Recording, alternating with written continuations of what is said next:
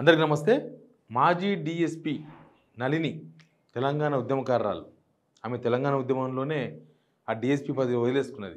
ఆమె మీద కేసులు పెడితే, ఎందుకంటే పోలీస్ డిపార్ట్మెంట్లో అప్పుడున్న సమైక్యాంధ్ర పోలీస్ డిపార్ట్మెంట్లో జై తెలంగాణ అని నినదించిన ఫస్ట్ పోలీస్ ఆఫీసర్, పోలీస్ కూడా కాదు, పోలీస్ ఆఫీసర్ నళిని. మనకు తెలుసు కదా, గత గవర్నమెంట్ ఏమో ఆమె అప్రోచ్ కాలేదు, వీళ్ళు విలువలేదు, ఆ పాత గవర్నమెంట్ అట్లా అయిపోయింది. ఈ గవర్నమెంట్ వచ్చిన తర్వాత పిఆర్ స్టంట్ ఒకటి నడిచింది. PR stunt, publicity stunt. అంటే ఆమెను పిలిచి ఆమెకి ఏమో చేస్తున్నట్లుగా చేసి రేవంత్ రెడ్డి గారు ఏమో చేసిర్రు. మీకు ఏం కావాలో కోరుకోండి, వరాలు ఇస్తాం, ఏం వరం కావాలని కోరుకోండి, మీకు మళ్ళీ ఉద్యోగం కావాలన్నా అది అని చెప్తే, పాపం ఆమె ఇప్పుడు సనాతన ధర్మం కాపాడే ఒక వ్యవస్థలో పనిచేస్తున్నారు, దానికోసం హెల్ప్ చేయమని అడిగింది. ఒక పెద్ద లేఖ రాసింది ఇవాళ ఫేస్బుక్లో. ఆ ఫేస్బుక్లో మనం చూద్దాం. దోమకొండ నళిని గారు, ఆల్రెడీ ఫోటో కూడా ఉంది నాకు. డిఎస్పి, ఆమె డిఎస్పి ఉండే అప్పుడు తెలంగాణ ఉద్యమంలో జై తెలంగాణ అంటే పోయింది, ఉద్యోగం పోయింది. అయితే ఆమె పెట్టిన పోస్ట్ ఏంటంటే,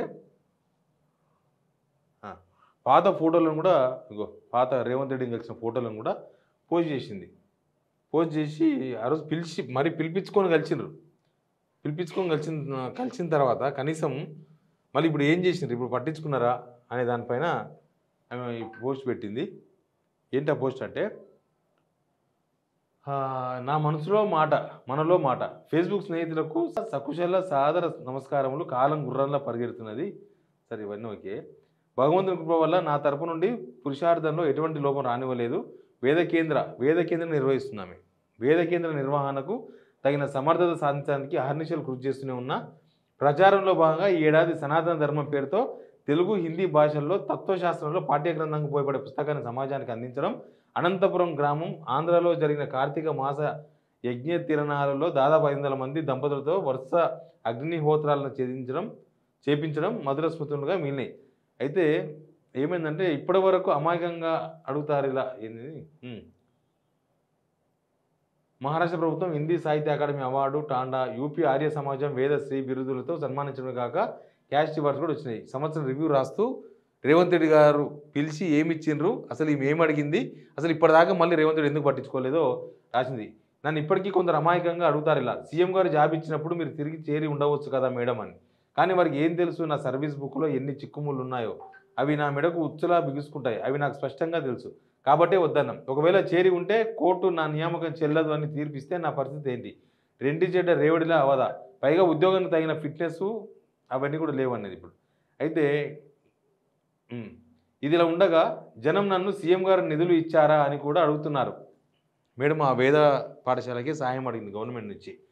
ఇప్పటి వరకు అయితే నాకు వారి వైఖరి ఏమీ తెలియడం లేదు.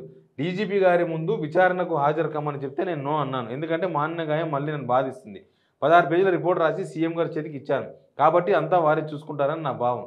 చివరగా నేను చెప్పేది ఒకటే, తెలంగాణ ప్రభుత్వం తబ్లిగీ జమాత్ వంటి మైనార్టీ సంస్థలకు ఆర్థిక నిధులు ఇచ్చినట్లు నాకు ఇవ్వకపోయినా పర్వాలేదు. ఎందుకంటే వారి పార్టీ పాలసీ సనాతన ధర్మ ప్రచారానికి సహాయపడడానికి ఒప్పుకోకపోవచ్చు. నన్ను సీఎం గారు సహృదయంతో పిలిచారు, వరం కోరుకోమన్నారు. కాబట్టే వారికి సాయం న్యాయం అడిగాను. లేదంటే నేను ఎవరిని ఏమీ అడిగి ఉండకపోయేదాన్ని. చూసిందా, పిలిచిండ్రట.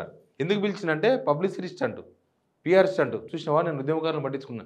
ఒక కోదండరాంను పెట్టుకొని దగ్గర, కోదండరాం సార్ను, ఇంకా ఉద్యమకారులంతా నా వెంటనే ఉండని చెప్పేసి రేవంత్ రెడ్డి గారు భ్రమ పడుతున్నారో లేకపోతే చెప్పుకుంటున్నారు కూడా. ఆయన, నేను ఉద్యమకారులకు చేసిన, ఎమ్మెల్సీ ఇచ్చిన ఉద్యమకారులకు, ఇంకా ఉద్యమకారులు అందరూ బాగుపడినట్టే. కోదండరాం గారికి ఇస్తే ఆయన దగ్గర డూప్లికేట్ ఉద్యమకారుల లిస్ట్ ఒకటి ఉంది కోదండరాం గారి దగ్గర.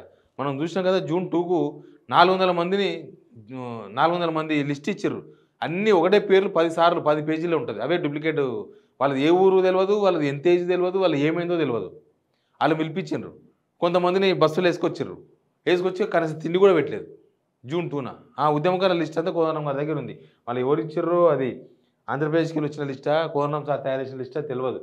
అయితే సీఎం గారు సహృదయంతో పిలిచారు, వరం కోరుకోమన్నారు. కాబట్టి వారికి సహాయం న్యాయం అడిగాను. లేకుంటే నేను ఎవరిని ఏమి అడిగి ఉండకపోయేదాన్ని. ఎలాగూ నోరు తెరిచి అడిగింది కదా, అది కూడా తన స్వప్రయోజనం కోసం కాదు కదా.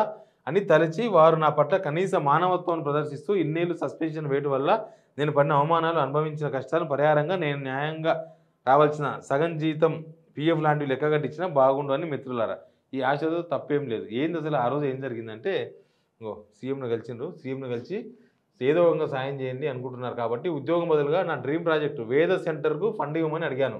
భారతీయులంతా గర్వించేలా దాన్ని మా గురూజీ ఆచార్య ఉదయన మీమాంసక గారి ఆధ్వర్యంలో రూపొందించి అద్భుతంగా నిర్వహిస్తాను. వారికి ఏదో ఒక ఏం చేస్తున్నట్టే మేడం ఇప్పుడు వేద యజ్ఞ పరిరక్షణ సమితి అని ఒక సనాతన ధర్మాన్ని ప్రచారం చేసే కార్యక్రమానికి శ్రీకారం చుట్టారు. ఆ డిఎస్పీ పదవి అయిపోయిన తర్వాత ఆ పదవి పోయిన తర్వాత ఈ పంచాదనంత వద్దని కొత్త గవర్నమెంట్ వచ్చిన తర్వాత పిలిపించుకొని మరీ అవమానపరచడం ఇది.